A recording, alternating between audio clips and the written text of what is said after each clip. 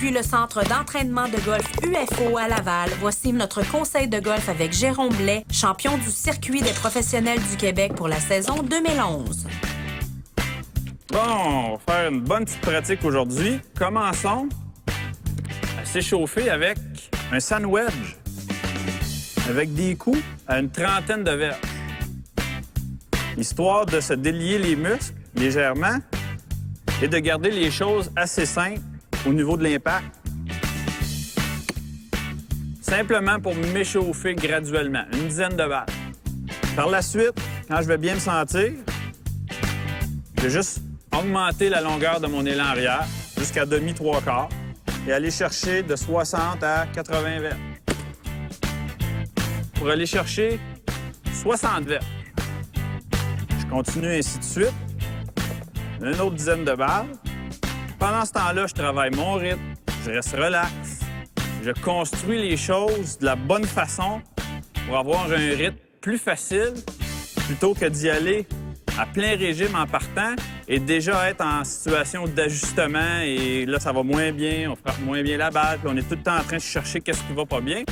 En commençant progressivement, c'est beaucoup plus facile de bâtir mon rythme pour la journée. Maintenant, je suis rendu à un élan complet. Donc là, j'ai frappé une quinzaine, une vingtaine de balles. Je passe à mon faire 7. Quand je m'échauffe avant un tournoi, je commence avec un sand wedge, comme je viens de vous montrer.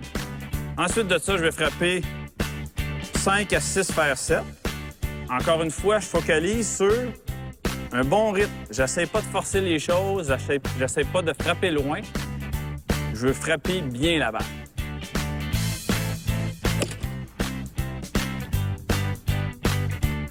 Je continue comme ça, je monte, faire 5, hybride. Et là, je termine avec le driver. Et non pas, je commence avec le driver. La plupart des golfeurs arrivent au champ de pratique, toujours bien excités, bien fébriles, à vouloir frapper la balle loin et droite. Et là, on prend le driver en commençant. Erreur. On finit avec le driver. Là, notre corps est bien réchauffé. Donc, c'est beaucoup plus propice de frapper la balle avec puissance.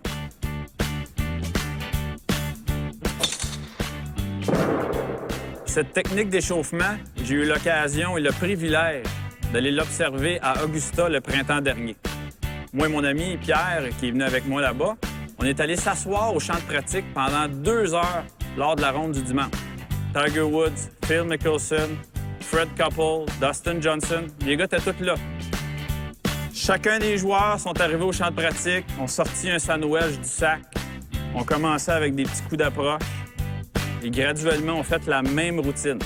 Ce qu'ils font, c'est qu'ils calibrent leur tempo pour la journée.